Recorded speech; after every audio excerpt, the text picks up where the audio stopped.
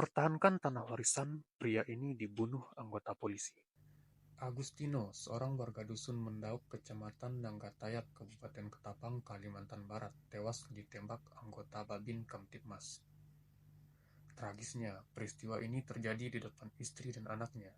Sudah hampir 2 tahun berlalu, namun keadilan bagi Agustino masih menjadi tanda tanya besar.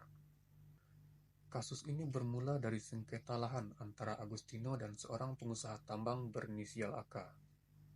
Agustino menolak alat berat berupa ekskavator mini milik AK masuk ke tanah warisan keluarganya. Namun, upaya mempertahankan haknya berujung pada tragedi pada 7 April 2023. Sekelompok orang termasuk 2 anggota kepolisian berpakaian preman datang ke rumah Agustino. Ketegangan memuncak hingga akhirnya peluru laras panjang menembus tubuh Agustino yang mengakhiri hidupnya seketika.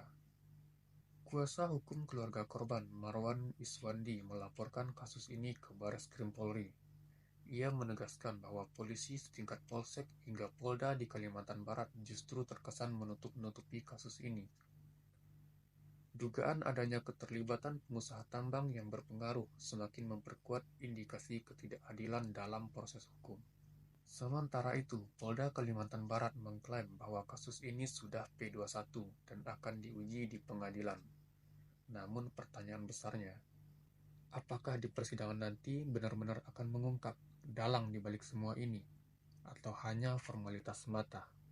Sebab sudah hampir 2 tahun Polda Kalimantan Barat tidak mampu menyelesaikan kasus ini. Semoga tidak ada upaya rekayasa dalam kasus tersebut. Kasus ini semakin menegaskan bahwa hukum di negeri ini masih berpihak pada mereka yang memiliki kuasa dan uang.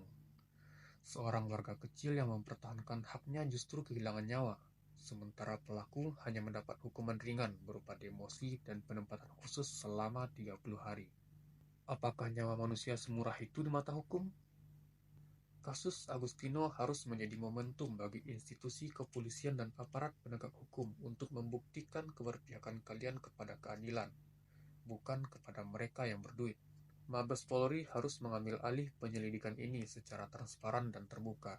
Jika tidak, kepercayaan masyarakat terhadap polisi dan hukum di negara ini akan semakin terkikis.